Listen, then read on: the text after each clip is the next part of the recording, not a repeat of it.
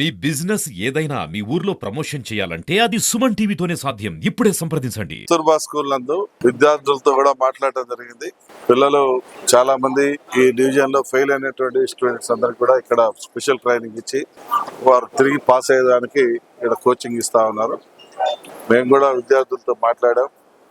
ప్రభుత్వం ఒక మనిషికి ఎంత ఖర్చు పెడుతుంది ఈ విద్యా సంవత్సరంలో అనేటువంటి విషయాన్ని కూడా వాళ్ళ దృష్టికి తీసుకుపోయాం. ఒక మంచి లక్ష్యంతో చదువుకొని మన ప్రాంతానికి మంచి పేరు వచ్చే విధంగా ఉన్నత స్థాయికి ఎదగాలని చెప్పి వారిని మనసారా కోరాం. వారందరూ కూడా యాక్టివ్గా స్పిరిట్ తోటి తప్పకుండా చదువుకుంటామని చెప్పడం జరిగింది. అయితే ఇంతమంది పిల్లలు ఈ యొక్క కస్తూర్బా స్కూల్స్లో ఫెయిల్ కావడం అనేది చాలా బాధాకరం.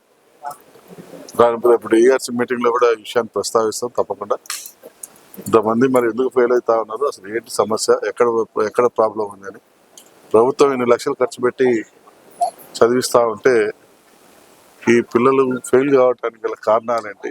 ఒక రెసిడెన్షియల్ హై స్కూల్ టైప్గా పెట్టి ప్రైవేట్ సెక్టార్కు ధీటుగా ఇక్కడ స్కూల్స్ నడుపుతూ ప్రైవేట్ సెక్టార్కు ధీటుగా టీచింగ్ ఇస్తూ చదివిస్తూ ఇంత చేస్తూ ఉన్నా కూడా ఇంకా ఫెయిల్యూర్స్ వచ్చాయంటే ఎక్కడో సంథింగ్ లోపం ఉంది.